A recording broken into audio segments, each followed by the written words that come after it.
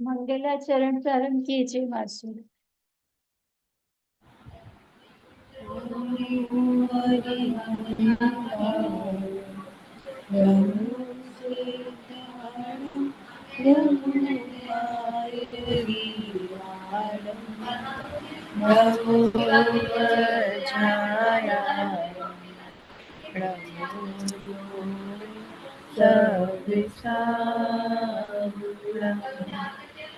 नमः श्रीवर्धमानाय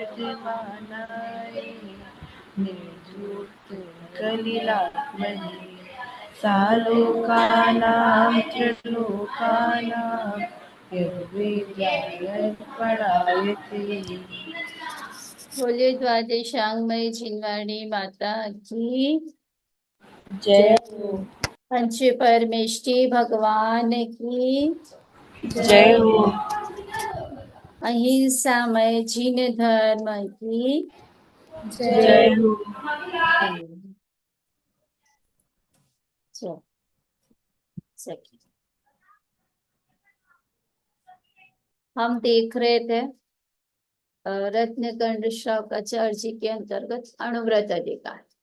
अणुव्रत अधिकार में हमने 5 अणुव्रत का स्वरूप और उनके अतिचार देखे।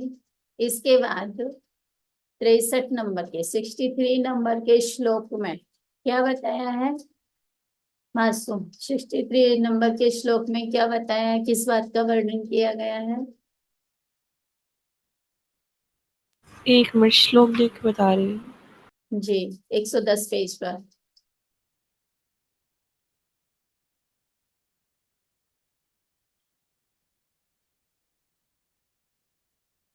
इसमें कहा है कि 5 अणुव्रत होते हैं, उनको धारण करने से स्वर्गाधिक सुरगति मिलती है और वहाँ स्वर्गाधिक में अवधि ज्ञान आदि 8 रिद्धियां होती हैं और सप्त धातु रहे शरीर होते हैं। अल्लाह सीधी सीधी सी बात इसमें कही है कि 5 अणुव्रत रूपी जो निधि है, निधि निधि यानी खजाना। जैसे कि किसी के पास लोक में यदि बहुत सारा धन हो तो वह कैसे घर में रहता है, झोपड़ी में रहेगा या बहुत व्यवस्थित अच्छे भवन में रहेगा, अच्छी जीवन जिएगा, बढ़िया अच्छा जीवन जिएगा ना, स्वस्थ जीवन, प्रसन्न चित्त, यानी बाहर से लौकिक रूप से वह निर्भय रहेगा। इसी तरह से जिनके पास 5 अणुव्रत रूपी निधि है, यानी जो जीव 5 अणुव्रतों को धारण करते हैं और निरतिचार, निरतिक्रमण यानी दोष है अतिचार रहित अपने जीवन में पालन करते, वे जीव नियम से क्या प्राप्त करते हैं? सुरलोकम यानी स्वर्गलोक को प्राप्त करते हैं। और वह फिर वहां स्वर्गलोक की विशेषता बताई। क्या विशेषता बताई? कि उस स्वर्गलोक में 8 प्रकार की रीतियां होती हैं और उनका वैक्रिक शब्द धातु से रहित वैक्रिक शरीर होता है। यानी सप्त धातु, हमारा शरीर कैसा है? हमारा शरीर कौन सा है? मलमूत्र आदि से बनी 5 शरीरों में हमारा कौन सा शरीर है? अच्छा, आहारक, हाँ, आहारक, कारमाण और 5 शरीरों के नाम। औदारिक, वैक्रिक, हाँ, औदारिक, औदारिक, वैक्रियक, वैक्रिक, आहारक, अ, तेजस और कारमाण। तेजस और कार्बन शरीर, बराबर। अब इन 5 शरीरों में नाम सबको याद हो गए? अंशिता, 5 शरीरों के नाम जल्दी से। आदित्य, वैक्रिक, तेजस, कारवा। देखिए, ये जो छोटी छोटी सी बातें अपने कक्षा में आती हैं, याद है तो ठीक है, नहीं है तो तुरंत नोट कर लो। और याद है तो भी नोट करोगे, क्या होता है कभी भूल जाते हैं तो उठाकर देख सकते हैं। 5 शरीरों के नाम कौन बताएंगे आप में से, मासूम को छोड़कर? अनन्या। औदैक, वैक्रियक, औदारिक, आहारक, तेजस। औदारिक, औदारिक तो कर्म के उदय से होने वाले जो भाव, उनको औदारिक कहेंगे। शरीर जब है उसको क्या कहेंगे? औदारिक। औदारिक, वैक्रियक, आहारक, वैक्रिक, तेजस और कारमार। वैक्रिक, यहाँ पर छोटी की मात्रा, वैक्रिक बोलिए। और औदारिक, वैक्रिक, आहारक, तेजस और कारमार। हम्म, आसान याद हुए, बोलिए। औदारिक, वैक्रियक, आहारक, तेजस, कारमान। हम्म, स्वस्ति याद हुए। हाँ, औदारिक, वैक्रियक, आहारक, तेजस, कारवाण। कार्बन शरीर। फिर अब ये देखते हैं कौन सा शरीर किसके होता है। अनादि से सभी संसारी प्राणियों के दो शरीर तो नियम से होते ही हैं। कौन कौन से? तेजस और कार्बन। तेजस शरीर और कार्बन शरीर, ये दो शरीर अपने अनादि से हैं। और जब तक यह चीज संसार में है तब तक इसके रहता ही है। विग्रह गति में भी ये साथ में जाते हैं, यानी विग्रह गति में भी इनका साथ नहीं छूटता है। अब बचे कितने? तीन। कौन कौन से? औदारिक, वैक्रिक, आहारक। औदारिक शरीर किनके होता है?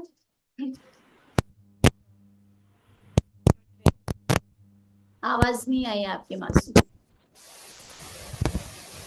नो, स्पीकर काम नहीं कर रहा।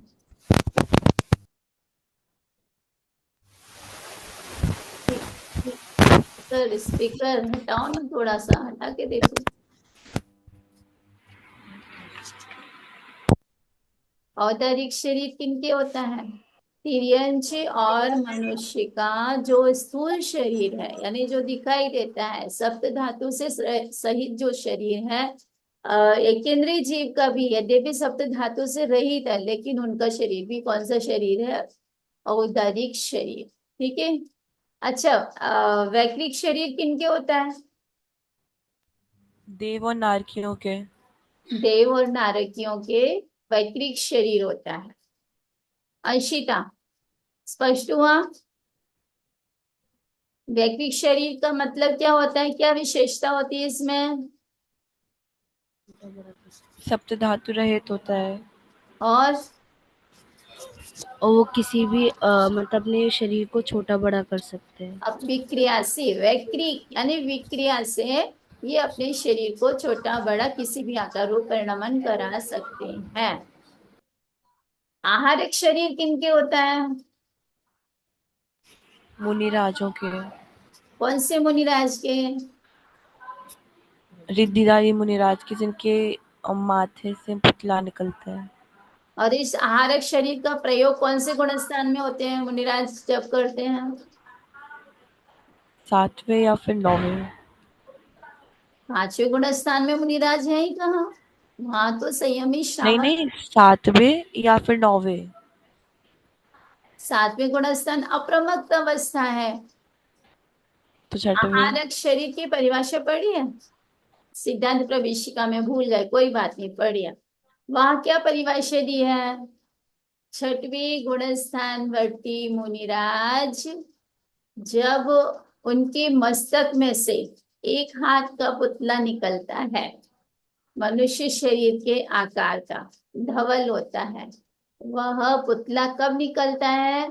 जब मुनिराज को तत्व चिंतन करते समय किसी विषय के संबंध में कोई शंका होती है और उस शंका का समाधान नहीं मिल रहा है यहाँ पर, तो वह पुतला कहाँ जाएगा? केवली शुद्ध केवली के पाद मूल में, यानी उसमें आत्मा के प्रदेश बने हुए होते हैं। और वह वहां भगवान के पाद मूल में जाकर के और वहां से शंका का समाधान करके पुनः वापस आकर के मुनिराज के शरीर में प्रवेश कर जाता है। अथवा मुनिराज को छठवें गुण स्थान में जो मुनिराज है तो उनको तीर्थ वंदना का शुभ भाव उत्पन्न हुआ, तो वे इस प्रकार की विक्रिया से अपना तीर्थ वंदना का कार्य भी सिद्ध कर लेते हैं। तो वहां पर है ना, धवलाजी में प्रश्न उत्पन्न किया कि मुनिराज खुद ही वहां वंदना करके क्यों नहीं आ जाते? तो वहां स्पष्ट किया कि जब कोई चतुर्मास का काल हो अथवा बहुत जीवों की विराधना हो रही हो, तो इन विराधना से बचने के लिए मुनिराज इस प्रकार की रीति का प्रयोग करते हैं। चलिए हम आप अपने विषय पर आते हैं। हाँ, इसके बाद 64वें श्लोक में क्या बताया, जो 5 अनुव्रतों में प्रसिद्ध हुए उनके नाम बताए। पहला मातंग या बाल चांडाल, जिसकी कहानी हमने कल सुन ली थी। दूसरा धनदेव नाम प्रसिद्ध हुआ है सत्यानुव्रत में। धनदेव, देखिए मैं बहुत बड़ी बड़ी कहानी अपन यहाँ नहीं सुनेंगे, अपने पास समय सीमित है, संक्षेप में सुनते हैं। बहुत विस्तार से पढ़ना है तो आचार्य प्रभाचंद्र की टीका में बहुत अच्छे से उन्होंने इन कहानियों को विस्तार से लिखा है। और भी आपको अनेक स्थलों पर ये कहानियां मिल सकती हैं, यूट्यूब पर भी मिल जाएगी। धनदेव, धनदेव और एक और उनके जो मित्र थे, दोनों ही मित्र जब विदेश गए थे व्यापार करने के उद्देश्य से, तो दोनों ही मित्रों ने आपस में निर्णय किया कि हम जो भी धन कमा करके लाएंगे उसे हम वापस आके आधा आधा विभाजन कर लेंगे, क्योंकि दोनों बराबर से काम करेंगे तो बराबर लाभ दोनों को मिलेगा। विदेश धन कमाने गए और वहां बहुत सारा धन कमा करके वापस लौटे अपने नगर में। और यहाँ आकर के जब धनदेव ने अपने मित्र से कहा कि मेरा धन मुझे दे दो, यानी आधा आधा धन कर लेते हैं, तो उसके मित्र के मन में लालच आ गया और उसने कहा कि नहीं, हमने ये निर्णय तो नहीं किया था कि हम आपको आधा देंगे। उसने बहुत थोड़ा धन दे करके और उसे विदा कर दिया, बोला कि नहीं मैं तो इतना ही धन दूंगा, हमारी कोई ऐसा निर्णय नहीं हुआ था कि मैं आपको आधा ही दूंगा। अब धनदेव बहुत परेशान, क्योंकि उसने अपने जीवन का बहुत काल विदेश में व्यतीत किया धन के लिए और वही धन उसको नहीं मिल रहा था। फिर इसके बाद धनदेव ने जाकर के अपने परिवार में और समाज में ये बात कही, तो समाज के लोगों ने बैठ करके भी इसका निर्णय करने का प्रयास किया लेकिन कोई निर्णय नहीं हो पाया, क्योंकि इन्होंने आपस में ही ये निर्णय कर लिया, किसी तीसरे को साक्षी नहीं बनाया। यदि किसी को साक्षी बनाया होता तो वो सामने आकर कहता कि आपने ये निर्णय किया था, लेकिन साक्षी किसी को नहीं बनाया, इन्होंने आपस में निर्णय किया था। तो ये निर्णय फिर वहां पहुंचता है राज्यसभा में। तो अब राज्यसभा में भी कैसे निर्णय किया जाए, भाई कोई गवाह तो है नहीं, कोर्ट में भी सबूत पेश किए जाते हैं, बिना सबूत के कैसे निर्णय करें। तो फिर राजा ने, देखो पहले निर्णय करने के लिए दिव्य न्याय होते थे। दिव्य न्याय का मतलब ऐसा न्याय करते थे जिसके कारण से उसकी सच्चाई सिद्ध हो जाती थी। दिव्य न्याय में इन्होंने एक निर्णय किया, जैसे कि आपने देखा होगा सीता जी की शील की परीक्षा की गई थी, किसके द्वारा की गई थी, अग्निकुंड खुदवा करके। ये दिव्य न्याय कहलाते हैं। यानी यदि सच्चाई होती है, यथार्थता होती है, तो उस जीव की सच्चाई सामने आ जाती है। जैसे एक और आपने कहानी सुनी होगी, एक माँ का बालक था, बहुत छोटा ही बालक था, 3 वर्ष का बालक, 2 ही वर्ष का होगा, 2-3 वर्ष का, मतलब बहुत ज्यादा समझ बोल नहीं पाता था वो, इतना समझ।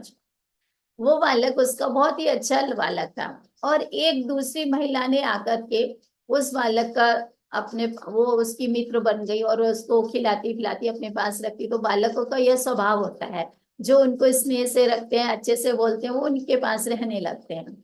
अब कुछ काल बीता तो बालक उसको भी माँ के समान स्नेह करने लगा और वो माँ भी उससे अच्छे से रखने लगी।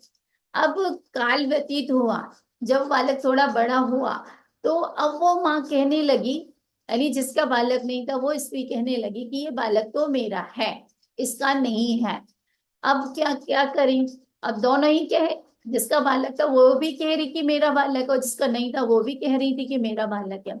अब ये न्याय पहुंचा राज्यसभा में। राजा ने निर्णय करने के लिए पूछा कि भाई बताओ किसका बालक है। हम दोनों ही अपना पक्ष रख रहे हैं कि मेरा बालक, कैसे निर्णय किया जाए।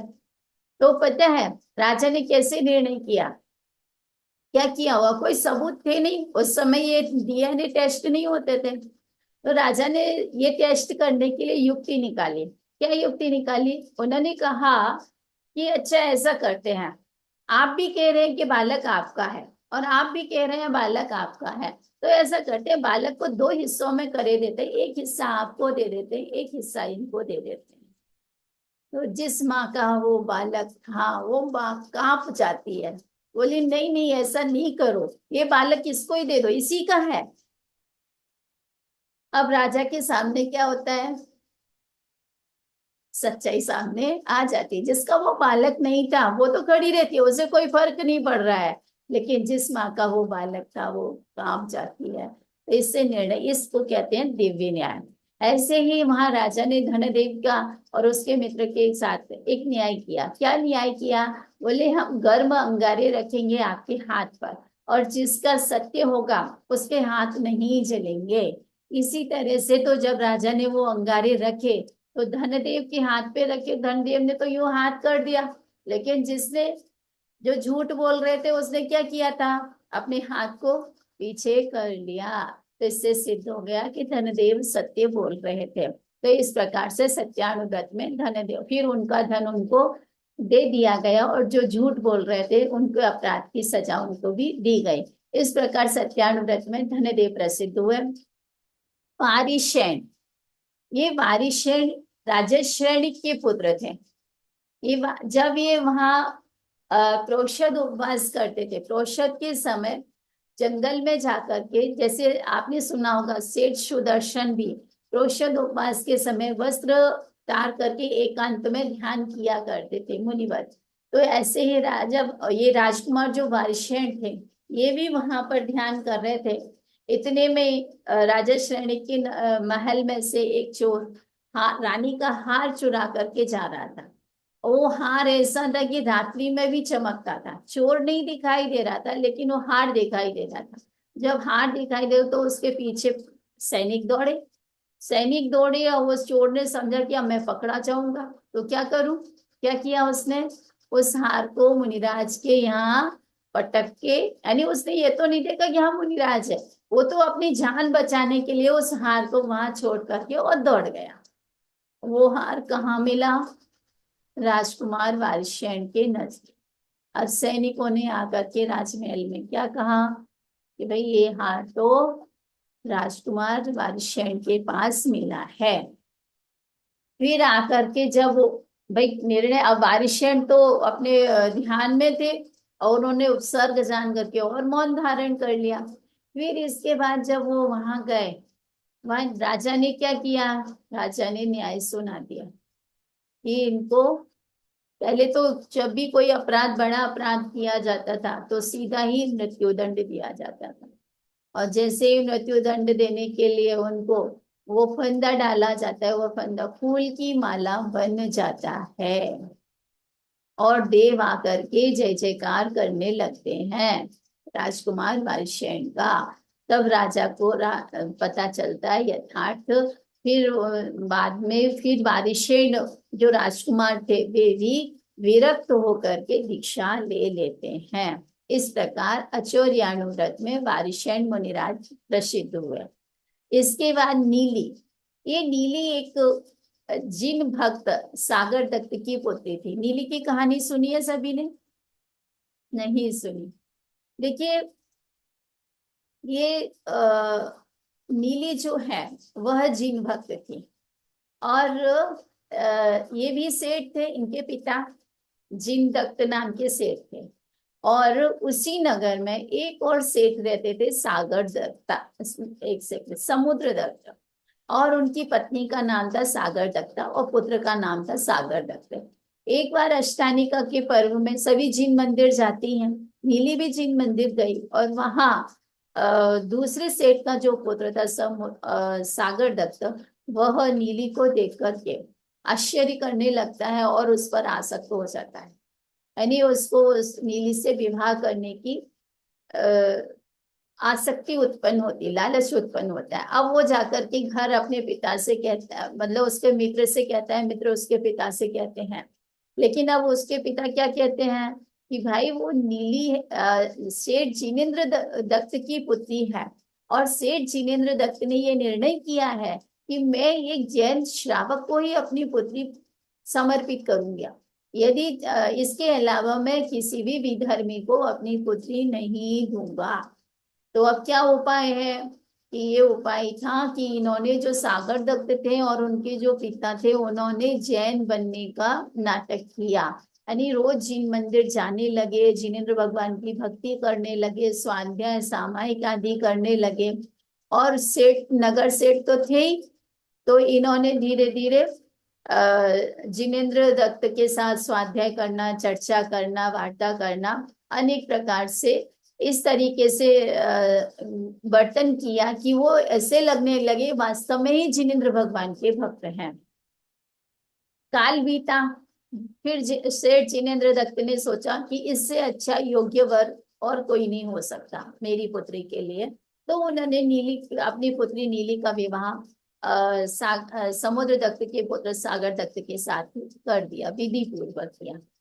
अब इसके बाद जैसे ही वो नीली अपने घर पहुंची, तो वो क्या थे, उनके जिनेंद्र भगवान की भक्ति तो थी ही नहीं, वो तो बौद्ध धर्म के अनुयायी थे। अब नीली को बहुत परेशानी होने लगी। इन्होंने नीले अपने मतलब पिता के घर आना जाना भी नीली का बंद करवा दिया। अब सेठ जिनेंद्र दत्त तो बहुत दुखी हुए और फिर सोचते हैं कि क्या करें, कैसे संतोष धारण करें। फिर सोचते हैं कि ऐसा ही भवितव्य होना होगा, क्या उस पुत्री को मैंने योग्य शिक्षा दी है तो वो अपने शिक्षा संस्कार के बल पर इस जिन धर्म को अवश्य ही आगे बढ़ाएगी, अपने संस्कारों को बचाकर रखेगी। इस प्रकार से वो संतोष करके अपने स्वाध्याय आदि में लगे रहते हैं। अब उधर क्या होता है कि जो नीली के जो ससुर थे समुद्र दत्त, उन्होंने सोचा कि बौद्ध गुरु आएंगे तो ये हमारी जो पुत्र वधू है वह बौद्ध धर्म को अपना लेगी। तो उन्होंने कहा कि कल अपने यहाँ पर बौद्ध गुरु आएंगे, उनके आहार आदि की व्यवस्था की जाए। तो नीली ने कहा ठीक है, सर स्वीकार कर लिया और नीली ने भोजन की व्यवस्था बनाई। क्योंकि बौद्ध गुरु भी अपने को सर्वज्ञ घोषित करते हैं, हम सर्वज्ञ हैं, हम सब कुछ जानते हैं। तो फिर नीली ने क्या किया, उनकी जो पैरों की जूतियां थी उनके टुकड़े करके और उनको संस्कारित यानी वो इस तरीके से बना दी कि भोजन में वो एक मेक हो गए। अब उन्होंने भोजन कराया, बड़ा सुस्वादु भोजन बनाया, विधि पूर्वक भोजन कराया, भोजन कर लिया। जैसे ही बौद्ध भिक्षु वहां से जाने लगे तो क्या हुआ कि भाई मैं, हमारी चरण पादुका कहाँ है। तो फिर नीली ने कहा कि गुरुवर आप तो सर्वज्ञ हैं, आप अपने ज्ञान से जान लीजिए आपकी चरण पादुकाएं कहाँ हैं। तो उनको अपना बहुत ही अपमान में अनुभव हुआ और वे अपने को अपमानित महसूस करके वहां से चले गए। उनके ससुर को भी बिल्कुल अच्छा नहीं लगा कि उनके गुरु का अपमान हुआ। इस कारण से उनके घर की महिला उन्होंने उन पर ऐसा दोषारोपण किया। ये जो नीली है, यद्यपि नीली सती थी लेकिन उस पर दोषारोपण किए पर पुरुष के साथ रमण करती है। जब नीली को यह पता चला तो वह मंदिर जी में जाकर के सलेखना धारण करके यानी आहार जल का त्याग करके एक आसन से बैठ गई और उसने कहा जब तक उपसर्ग नहीं टलेगा तब तक मेरी आहार आदि में प्रवृत्ति नहीं होगी। अब इसके बाद क्या हुआ कि जब वो नगर देवता यानी जो देव होते हैं ना व्यंतर जाति के देव, तो वो नगर देवता था, उसको पता चला कि नीली के ऊपर उपसर्ग आया हुआ है। तो उसने विचार किया यदि महासत्यों का उपसर्ग दूर नहीं किया तो इस तरह से तो कोई भी शील पर दृढ़ नहीं रह सकता।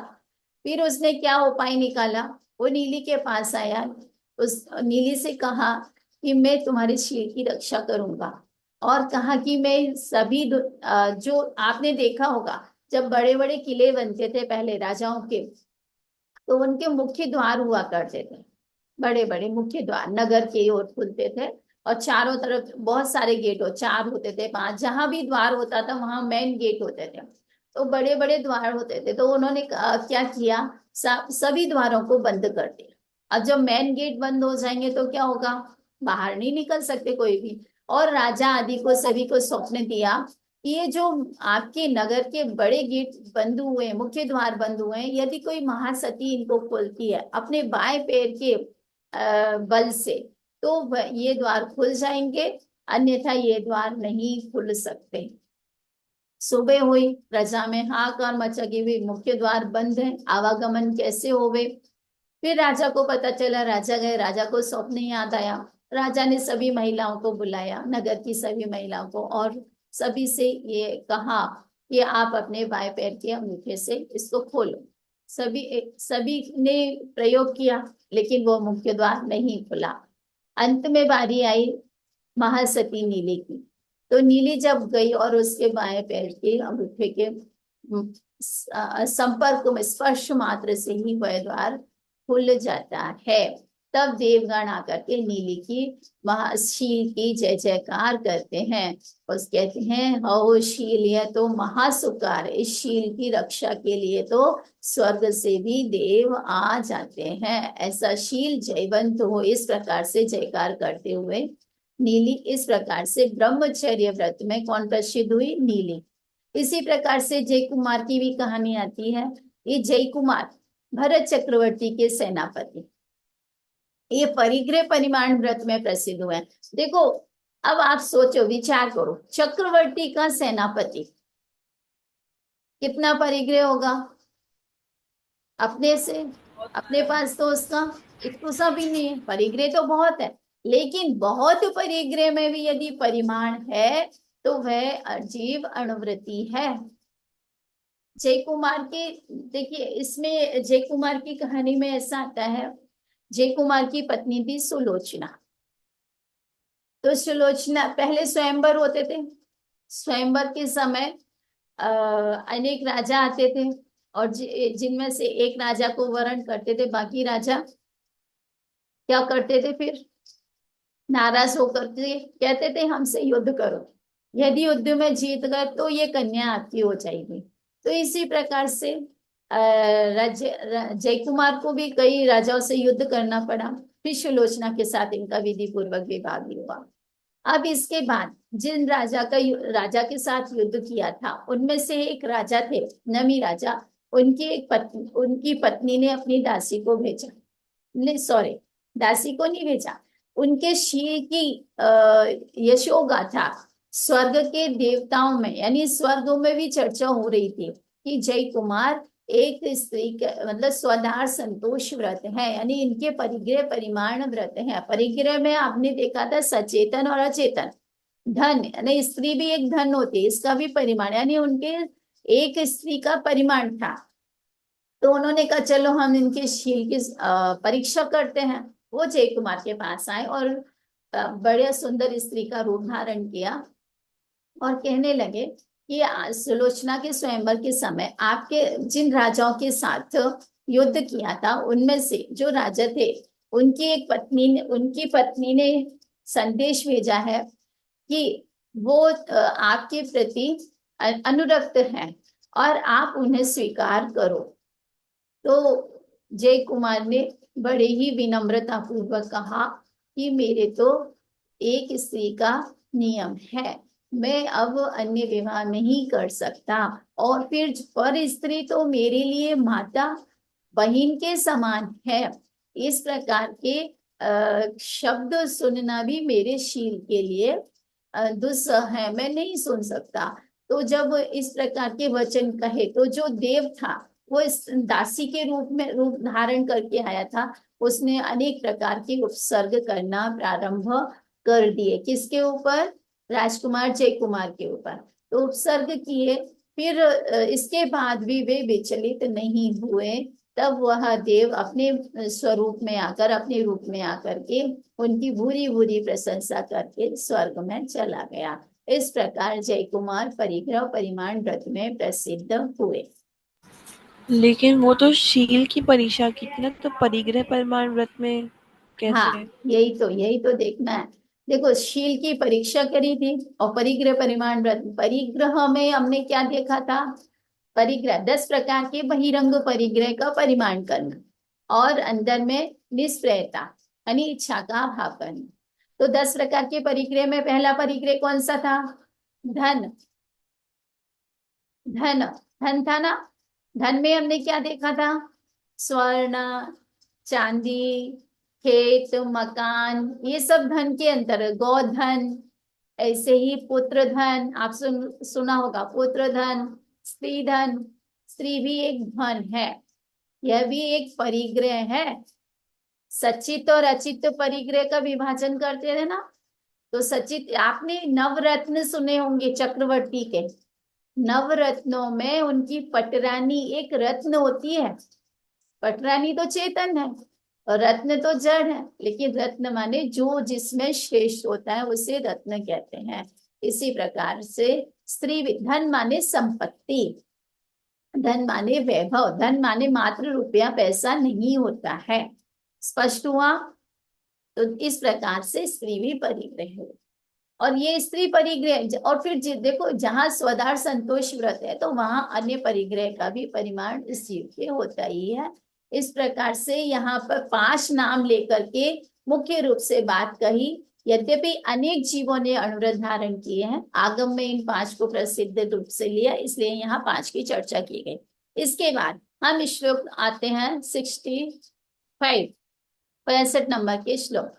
इसमें कह रहे हैं जो 5 पापों में प्रसिद्ध हुए हैं उनके नाम बताए। अभी हमने किन के नाम देखे थे? जो 5 अनुव्रतों में प्रसिद्ध हुए। अब देखो आप इनमें कंपैरिजन करेंगे, तुलना करेंगे, तो जो 5 अनुव्रतधारी थे उनका कितना सुखमय जीवन था। यद्यपि उनके जीवन में अनुव्रत थे, लेकिन जीवन बहुत सुखमय था। और जो जिनके अनुव्रत नहीं है वे किस प्रकार से पाप में रत हो जाते हैं, पाप में आसक्त होते हैं, इसकी चर्चा इनमें की गई है।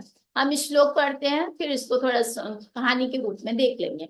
धन श्री सत्य घोषौच, बोलिए। धनश्री सत्य घोषश्च तापसी रक्षकावपि तापसी रक्षकावपि उपाख्येयास्तथा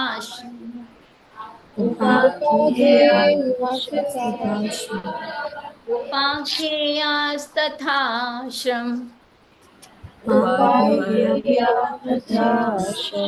शृण्वनीतो यथा क्रमम्।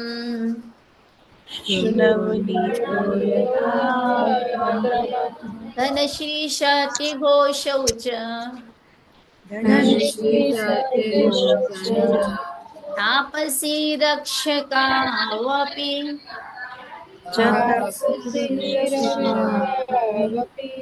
उपाख्येयास्तथा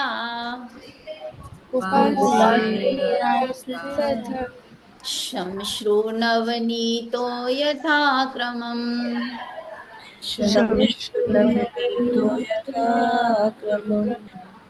हाँ, स्पष्ट हुआ? इसमें नाम 5 समझ में आ गए। धनश्री, सत्य घोष, तापसी, रक्षक, एक सेकेंड, रक्षक और शमश्रु नवनीत। शमश्रु नवनीत, शमश्रु नवनीत, ये कथा आपने सुनी भी होगी। हम पहले थोड़ा सा इसका शब्दार्थ देख लेते हैं, फिर कहानी देखते हैं। धनश्री, अन्वयार्थ लिखिए। धनश्री, धनश्री नामक सेठानी सत्य घोषौ, सत्य घोषौ, सत्य घोष नामक पुरोहित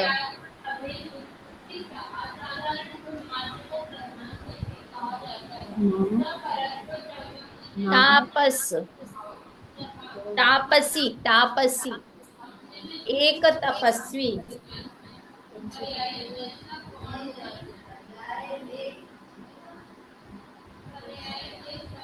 एक तपस्वी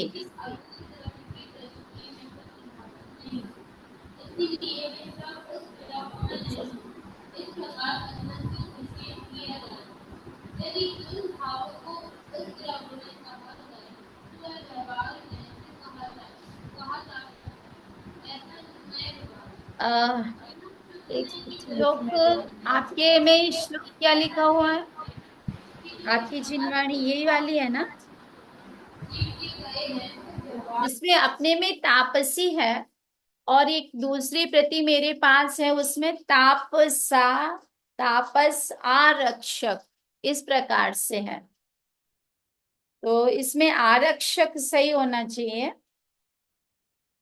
और भी प्रति देख करके हम सुधार लेंगे। इसमें तापसा रक्षका वपे, तो इसमें से निकलेगा तापस। तापस माने एक तपस्वी। आरक्षकऊ, आरक्षकऊ, आरक्षकऊ। यमदंड नाम का कोतवाल, यमदंड नाम का कोतवाल।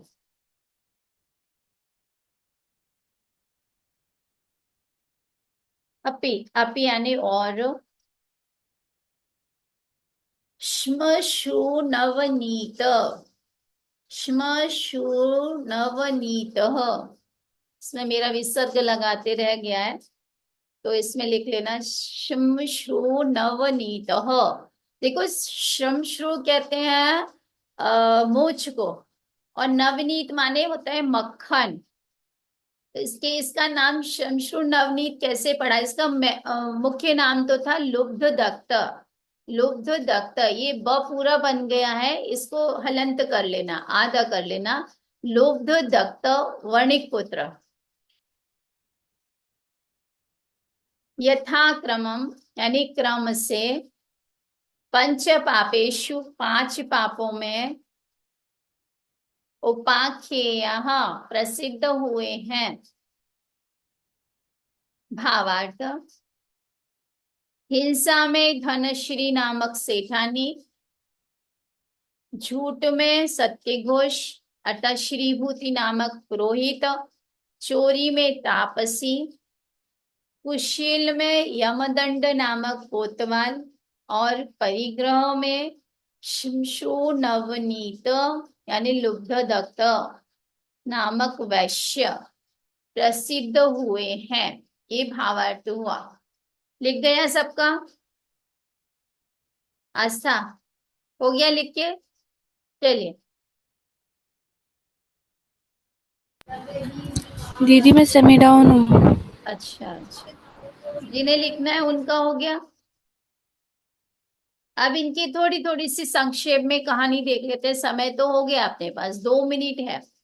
हम सिर्फ आज धनश्री की कहानी देखते हैं, फिर आगे और देखेंगे। धनुष देखिए अपन दीदी को। जी बोलिए। बस धनश्री और तापसी की बता दो, और तीन दो मुझे आती, मैं सुना दूंगी। बहुत धन्यवाद, इससे तो बहुत अच्छा। चलिए, धनश्री और तापसी की कहानी हम सुनते हैं, बाकी आप मासूम से सुनेंगे। धनश्री नामक सेठानी, धनश्री नामक सेठानी, ये अब इनके पति का नाम था धनपाल। ये देखने में बहुत ही सुंदर और रूपवान थी। इनके कोई पुत्र नहीं था, तब इन्होंने एक कुंडल नामक पुत्र का लालन पालन किया और उसको बड़ा किया। बड़ा होने जब कुंडल नामक पुत्र बड़ा हुआ, तब तक फिर इनके दो, एक पुत्र और एक पुत्री भी हुई। पुत्र का नाम था गुणपाल और पुत्री का नाम था सुंदरी। कुछ काल बाद इनके पति का देहांत हो गया, धनपाल का। कुंडल भी बड़े हो गए थे, और यह जो धनश्री नामक सेठानी थी, वह कुंडल जिस जिस बालक का लालन पालन किया, उन्हीं के साथ पतिवत व्यवहार करने लगी। धीरे धीरे इनके खुद के पुत्र जो गुणपाल थे और सुंदरी पुत्री थी, ये भी बड़े होने लगे। गुणपाल भी बड़े होने लगे, और जैसे ही जैसे पुत्र बड़े होते हैं तो उन्हें भले बुरे का समझ भी आने लगती है, और ये गुण दोष को पहचानने लगे। और एक दिन जब धनश्री ने देखा कि गुणपाल बड़े हो रहे हैं और ये हमारे कुकर्म यानी खोटा कर्म देखेंगे, तो ये या तो हम हमारा घात करेंगे, यानी हमें दंड देंगे, या हमारी इस स्वच्छंद वृत्ति पर रोक लगा दी जाएगी। तो इस प्रकार से उस धनश्री ने कुंडल के साथ मिलकर एक योजना बनाई, जैसे आज के युग में बनाई जाती है। इस कहानी से आप समझ सकते हैं, यानी एक पाप इस जीव को कहाँ तक पहुंचा देता है, इसकी कोई लिमिट नहीं है। योजना बनाई, क्या योजना बनाई? कुंडल के साथ बैठ करके योजना बनाई कि देखो, अब ये जो मेरा गुणपाल नाम का पुत्र है, अब ये बड़ा हो रहा है, यदि ये हमारे कुकर्म देखेगा तो ये कुछ भी सबके सामने जाहिर भी कर सकता है और हमारा अपमान भी कर सकता है। तो ऐसे क्यों ना इसी को रास्ते से हटा दिया जावे। होता है कि नहीं होता वर्तमान में। यदि कोई माता पिता अपने बच्चों की इच्छा के विरुद्ध, यानी बच्चे बच्चे होते हैं, उनमें इतनी समझ नहीं होती और वो गलत निर्णय लेते हैं, गलत साथी के साथ जाने का निर्णय लेते हैं, तो माता पिता उनको समझाते हैं। जब समझाने पर भी बच्चे नहीं रोकते तो उनको दंड देकर भी समझाने का प्रयास करते हैं। लेकिन जिन बालकों की फुटी होनहार होती है, वो क्या करते हैं, क्या उपाय ढूंढते हैं। वो अपने बॉयफ्रेंड को नहीं छोड़ते, अपने गर्लफ्रेंड को नहीं छोड़ते, बल्कि क्या उपाय करते हैं मासूम, अपने बोलो। मम्मी पापा कोई मतलब बुरा भला हाँ बोल देते हैं, हाँ, छोड़ के ये चले आते हैं। हजारों हजारों हजारों की क्या लाखों की संख्या में आपको ऐसे प्रसंग वर्तमान में तो सब सुनने को मिल ही जाते हैं ना। किसी न किसी प्रकार से माता पिता को अपने रास्ते से हटा देते हैं। यानी कि कैसे हटाते हैं, उनका जीवन लीला ही समाप्त कर देते, क्योंकि माता पिता को विश्वास होता है अपने बालकों पर, वो विश्वास में लेकर के उनका घात कर देते हैं। एक और कई प्रसंग आपने देखे होंगे, एक बेटी यदि कुमार्ग पर जाती है तो वह अपने पूरे परिवार को नष्ट कर देती है। सिर्फ किसके कारण, ये विषय आसक्ति के कारण। ये विषय आसक्ति इतनी खतरनाक है कि खुद को ही नहीं पता चलता। भले ही उसका फिर पूरा जीवन वर्तमान में तो जेल में रहता ही है, लेकिन आगामी भी नरकों में कितने कितने वैर विरोध खड़े होते हैं। तो ऐसा ही हाँ इसने किया था। कुंडल नाम के जो थे, उस कुंडल के साथ मिलकर योजना बनाई कि मैं गुणपाल को सुबह गाय लेकर के भेजूंगी। और जैसे ही गुणपाल, पहले गायों को चराने कहाँ भेजा जाता था, जंगल में जाते थे, वहां जाके चराया जाता था। जैसे ही गुणपाल आए, आप उसका तलवार से घात कर देना। अब इस योजना को उसकी पुत्री सुंदरी ने सुन लिया। सुंदरी ने अपने भाई गुणपाल को बता दिया कि माँ आपके मारने की योजना बना रही है, इसलिए आपको सावधान रहना चाहिए। गुणपाल ने कहा ठीक है। वो गया गाय चराने, और गाय चराने गया, गाय तो जंगल में छोड़ दी, और एक काठ का ऐसा मनुष्य आकार बना के ले गया था, वहां बना करके उसे अपने ही वस्त्रों से ढांक करके रख दिया और छिप करके देखने लगा कि वास्तव में क्या है। वो जब छिप करके देख रहा था, उधर से कुंडल तो अपनी योजना में मस्त था, आंखें बंद थी उसकी क्रोध की आवेश में, विषय आसक्ति में अंधा हो रहा था। उसने आकर के तलवार से उस काष्ठ के पुतले पर वार कर दिया। जैसे ही उसने काष्ठ के पुतले पर वार किया, उधर गुणपाल ने आकर के अपनी तलवार से किसको घात कर दिया, कुंडल का, कुंडल को मार दिया। अब ये घर पहुंचे गुणपाल, और माँ ने देखा, धनश्री ने, कि ये क्या, गुणपाल तो ही चले आ रहे हैं। उन्होंने पूछा कुंडल कहाँ है। गुणपाल बोले ये तलवार इसका आंसर देती है, उत्तर देती है कि कुंडल कहाँ है। वह तलवार खून से लथपथ थी। धनश्री सब कुछ समझ गई। उसने क्या किया, उसने इधर देखा ना आओ देखा ना ताओ देखा, उसने भी उठाई तलवार और गुणपाल को मार दिया। उधर उसकी जो पुत्री सुंदरी थी, वो, उसे तो सब पता ही था, वो भी उसको मूसल से बहुत मारने लगी। हाहाकार मच गया। जब हाहाकार मचा तो सभी प्रजाजन इकट्ठे हो गए। फिर धनश्री को राजा राजा के द्वारा दंडित किया गया। मतलब कहने का ये है कि एक विषयासक्ति कितनी जीवों की हिंसा कर देती है। वर्तमान में भी आप देखते होंगे कि एक जीव को मारा, फिर उसको प्रकट ना हो जाए तो उसको दूसरे को मारा जाता है, वो उसके सबूत ना मिल जाए वो तीसरे को मारता है। यानी उसकी पंक्ति कभी खत्म नहीं होती। तो इस प्रकार से हिंसा पाप में, यानी जो हिंसा से भयभीत नहीं होते, ऐसे जीवी विषय आसक्ति में रहकर अपने अनंत भाव में दुर्लभ इस मनुष्य भाव को समाप्त कर लेते, अपनी जीवन लीला को समाप्त कर लेते हैं। चलिए 50 हो चुके हैं। अभी तापसी की सुननी है कि रुकते हैं? नहीं सुननी है ना, कल सुनते हैं तापसी की कहानी, फिर आगे बढ़ते हैं। चलिए, अंतिम मंगल। नमः शिवाय मालाए निर्दोष दूध करी करी मैंने सालू सालू का का नाम नाम त्रिलोकाय त्रिलोकाय यदु यजुर्वेद विद्या प्रणयते। दर्पणायते। बोले द्वादशांग में जिनवाणी माता की जय हो। पंच परमेष्टि भगवान की जय हो। अहिंसा मई जिन धर्म की जय हो। सभी को जय जिनेन्द्र। जय श्री एक नियम। हाँ, आज का नियम है आपका मौन पूर्वक भोजन करना, ठीक है? जय जिनेन्द्र।